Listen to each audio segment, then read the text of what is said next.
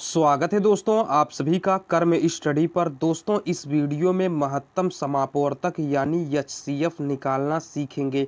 दोस्तों हम आपको दो विधि से एचसीएफ निकालना सिखाएंगे। पहली विधि है गुणनखंड विधि और दूसरी विधि है भाग विधि। तो बिल्कुल ध्यान से वीडियो को अंत तक देखिएगा। लास्ट में आपको क्वेश्चन दिया जाएगा जिसे सॉल्व करके उसका उत्तर कमेंट बॉक्स में दीजिएगा। तो दोस्तों सबसे पहली विधि हम सीखते हैं गुणनखंड विधि। तो पहला क्वेश्चन है 32 और 60।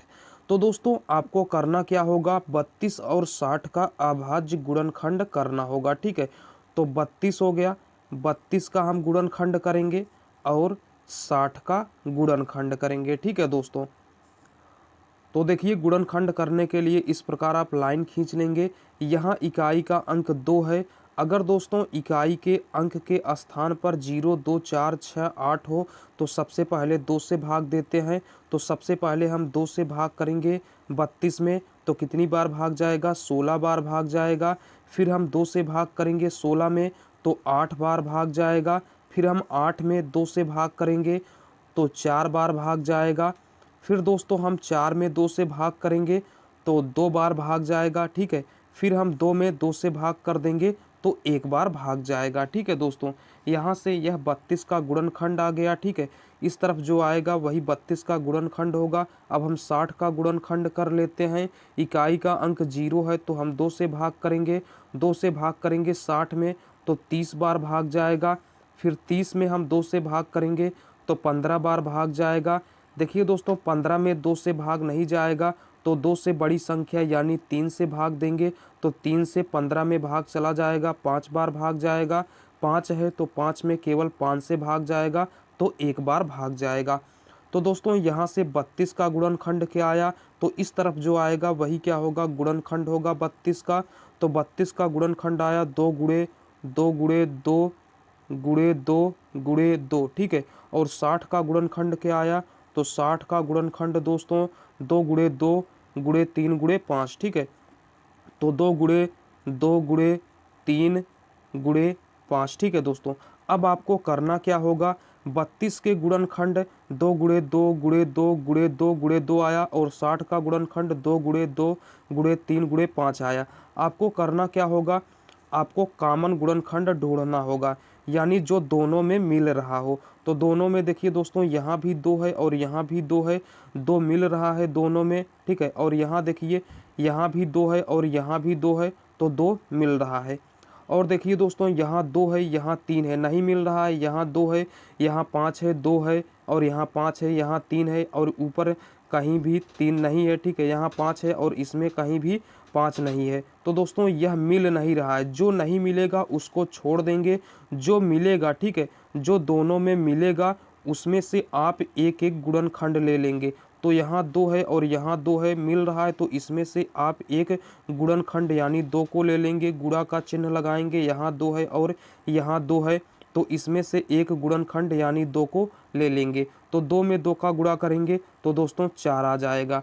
तो यहाँ से दोस्तों 32 और 60 का 32 और 60 का मासा क्या आएगा, यानी महत्तम समापवर्तक क्या आएगा, तो इसका महत्तम समापवर्तक 4 आएगा। आप बिल्कुल आसानी से समझ गए होंगे गुणनखंड विधि से। अब हम सीखते हैं भाग विधि से महत्तम समापवर्तक कैसे निकालते हैं। तो दोस्तों आप बताइए इन दोनों संख्याओं में सबसे बड़ी संख्या क्या है, तो आप कहेंगे सबसे बड़ी संख्या 60 है। तो दोस्तों सबसे बड़ी संख्या यानी 60 में छोटी संख्या से भाग देंगे। तो छोटी संख्या क्या है, 32 है। तो दोस्तों 32 से आप भाग देंगे बड़ी संख्या यानी 60 में। ठीक है, तो 32 से भाग करेंगे 60 में तो 1 बार भाग जाएगा, 2 बार लेकर जाएंगे तो 32 दूना 64 हो जाएगा। ठीक है, तो 1 बार भाग लेकर जाएंगे तो 32 एक अन्नम 32 हो गया। ठीक है दोस्तों, इसको हम घटाएंगे तो 0 में से 2 घटेगा नहीं, एक उधार ले लेंगे तो 10, 10 में से 2 को घटाएंगे तो 8 हो जाएगा। यहाँ 5 बचा, 5 में से 3 को घटाएंगे तो 2 हो गया। देखिए दोस्तों यहाँ शेषफल क्या आया, तो शेषफल 28 आया है। आपको दोस्तों ऐसे तब तक करना है जब तक कि शेषफल 0 ना आ जाए। देखिए दोस्तों यहाँ शेषफल 28 आया है तो आपको करना क्या होगा, जिससे आपने पहली बार भाग दिया तो उसको आप यहाँ लिख देंगे और शेषफल से भाग करेंगे। तो 32 को यहाँ लिखेंगे, शेषफल यानी 28 से भाग करेंगे तो कितनी बार भाग जाएगा, 28 एकन्नम 28 हो जाएगा। ठीक है, इसको हम घटाएंगे तो 2 में से 8 घटेगा नहीं, एक उधार ले लेंगे तो 12 हो जाएगा। 12 में से 8 को घटाएंगे तो दोस्तों हमें क्या मिलेगा, 4 मिलेगा। यहाँ 2 है, 2 में से 2 को घटाएंगे तो 0। यहाँ 0 लिखें या ना लिखें कोई फर्क नहीं पड़ेगा। देखिए दोस्तों यहाँ शेषफल क्या आया, तो शेषफल 4 आया। 0 नहीं आया है तो आपको करना क्या होगा, देखिए दोस्तों इस शेषफल यानी 4 से आप भाग कर देंगे जिससे आपने दूसरी बार भाग दिया था, तो 28 को आप यहाँ लिख देंगे। ठीक है दोस्तों, तो आप भाग करिए, 4 से भाग करेंगे 28 में तो 7 बार भाग जाएगा, 7 चौक 28 हो जाएगा। ठीक है दोस्तों, इसको हम घटा लेंगे तो देखिए शेषफल क्या आ गया, 0 आ गया। जिसके भाग देने से शेषफल 0 हो जाए वही क्या होगा, महत्तम समापवर्तक होगा। तो दोस्तों 4 के भाग देने से शेषफल 0 हो गया है ना, देखिए शेषफल क्या हो गया है, शेषफल 0 हो गया है। ठीक है, जिसके भाग देने से शेषफल 0 हो जाए तो वही क्या होगा, महत्तम समापवर्तक होगा। यानी 4 के भाग देने से शेषफल 0 हो गया है। तो दोस्तों 32 और 60 का महत्तम समापवर्तक क्या आएगा, तो 32 और 60 का महत्तम समापवर्तक यानी म सा क्या आएगा। ठीक है, महत्तम समापवर्तक यानी म सा यानी एचसीएफ क्या आएगा, तो 4 आएगा। ठीक है, जिसके भाग देने से शेषफल 0 हो जाए वही क्या होगा, महत्तम समापवर्तक होगा। यानी महत्तम समापवर्तक 32 और 60 का क्या आएगा, तो 4 आएगा। उम्मीद करते हैं दोस्तों आप दोनों मेथड से एकदम आसानी से सीख गए होंगे। गुणनखंड विधि से दोस्तों 4 ही महत्तम समापवर्तक आया और भाग विधि से भी 4 ही महत्तम समापवर्तक आया। तो आप दोनों मेथड से आसानी से सॉल्व कर सकते हैं। उम्मीद करते हैं दोस्तों आप एकदम आसानी से समझ गए होंगे। कमेंट में बताइएगा दोस्तों आपको गुणनखंड विधि अच्छा लगा या भाग विधि। चलिए एक क्वेश्चन और देखते हैं। अगला क्वेश्चन है दोस्तों 35 और 100 का गुणनखंड विधि से महत्तम समापवर्तक निकालना है, 35 और 100 का भाग विधि से महत्तम समापवर्तक निकालना है। तो दोस्तों गुणनखंड विधि में आपको करना क्या होगा, 35 और 100 का सबसे पहले आपको गुणनखंड निकालना होगा। ठीक है, तो आप इस प्रकार गुणनखंड निकालने के लिए लाइन खींच लेंगे। देखिए दोस्तों यहाँ इकाई का अंक 5 है।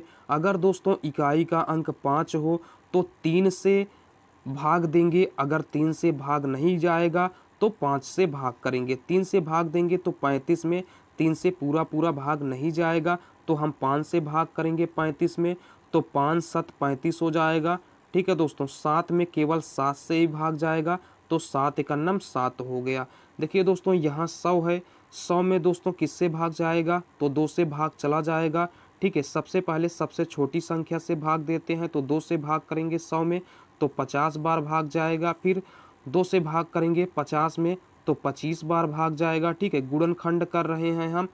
फिर देखिए 25 है, 25 में 5 से भाग जाएगा तो 5वां 25 हो जाएगा। ठीक है, यहाँ 5 है तो 5 में केवल 5 से भाग जाएगा तो एक बार भाग जाएगा। यहाँ से दोस्तों 35 का गुणनखंड क्या आएगा, तो 35 का गुणनखंड 5 गुणे 7 आएगा। ठीक है, तो 5 गुणे 7 हो गया।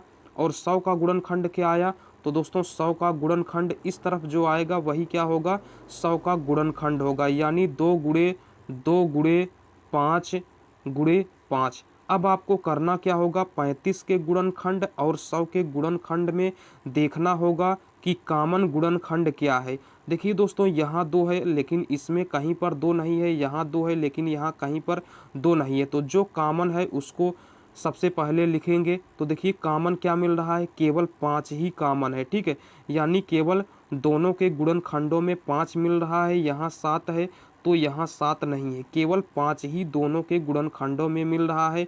जो दोनों में मिलेगा, ठीक है, जो दोनों में मिलेगा उसमें से एक गुणनखंड बाहर कर लेंगे। तो दोनों में 5 मिल रहा है और कुछ नहीं मिल रहा है। यहाँ 2 गुणे 2 है लेकिन ऊपर वाले 35 में 2 गुणे 2 कुछ नहीं मिल रहा है। ठीक है, यहाँ 5 है, ऊपर देखिए केवल एक 5 है तो इसके साथ जोड़ा बन गया है। ठीक है, तो इसमें से हम एक गुणनखंड बाहर कर लेंगे। ठीक है, 5 दोनों में मिल रहा है तो इसमें से हम एक 5 को निकाल लेंगे। तो दोस्तों यहाँ से 35 और 100 का म सा क्या आएगा, यानी महत्तम समापवर्तक क्या आएगा, तो 35 और 100 का महत्तम समापवर्तक 5 आएगा।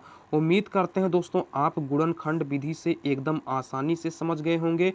जो दोनों में कॉमन होगा उसमें से केवल आप एक गुणनखंड ले लेंगे, वही क्या होगा, महत्तम समापवर्तक होगा। अब हम भाग विधि से सीखते हैं।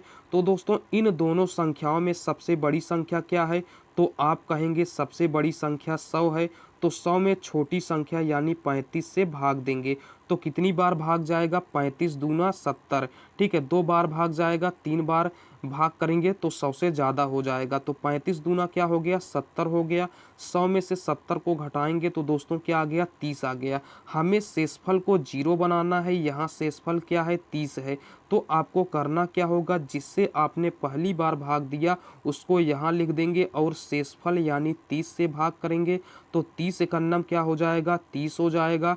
35 में से हम 30 को घटाएंगे तो 5 मिलेगा। देखिए दोस्तों शेषफल अब भी 0 नहीं हुआ है। तो आपको करना क्या होगा, जिससे आपने दूसरी बार भाग दिया उसको यहाँ लिख देंगे और शेषफल यानी 5 से भाग करेंगे। तो कितनी बार भाग जाएगा, 5 छंग 30। ठीक है, 6 बार भाग जाएगा तो यहाँ घटा देंगे तो शेषफल क्या आ जाएगा, 0 आ जाएगा। जिसके भाग देने से शेषफल 0 हो जाए तो वही क्या होगा, महत्तम समापवर्तक होगा। देखिए दोस्तों 5 के भाग देने से शेषफल 0 हो गया है। तो यहाँ से दोस्तों 35 और 100 का मासा क्या आ जाएगा, 100 का मासा यानी महत्तम समापवर्तक क्या आएगा, तो इसका महत्तम समापवर्तक दोस्तों 5 आ जाएगा। जिसके भाग देने से शेषफल 0 हो जाए, ठीक है, वही क्या होगा, महत्तम समापवर्तक होगा। तो महत्तम समापवर्तक क्या हो जाएगा, 5 हो जाएगा। बिल्कुल आसानी से आप समझ गए होंगे। गुणनखंड विधि से भी दोस्तों 5 आया और भाग विधि से भी 5 आया। तो आप कमेंट बॉक्स में ज़रूर बताइएगा गुणनखंड विधि ज़्यादा बेहतर है या भाग विधि। अगर आप दोनों समझ जाते हैं तो दोनों विधियां एकदम बेहतर तरीके हैं महत्तम समापवर्तक निकालने के लिए। उम्मीद करते हैं दोस्तों आप एकदम आसानी से समझ गए होंगे। समझ गए हो तो लाइक, चैनल को सब्सक्राइब करके नोटिफिकेशन बेल को ज़रूर प्रेस कर दीजिए। चलिए अगला क्वेश्चन आपके लिए है, उसे सॉल्व करके उसका उत्तर कमेंट बॉक्स में दीजिएगा। दोस्तों 24 और 112 का महत्तम समापवर्तक निकाल करके इसका उत्तर कमेंट बॉक्स में दीजिएगा। अगर दोस्तों वीडियो आपको अच्छा लगा हो तो लाइक, चैनल को सब्सक्राइब जरूर करिएगा, व्हाट्सएप ग्रुप में शेयर जरूर कर दीजिएगा। चलिए दोस्तों फिर मिलते हैं अगले वीडियो में, तब तक के लिए टेक केयर।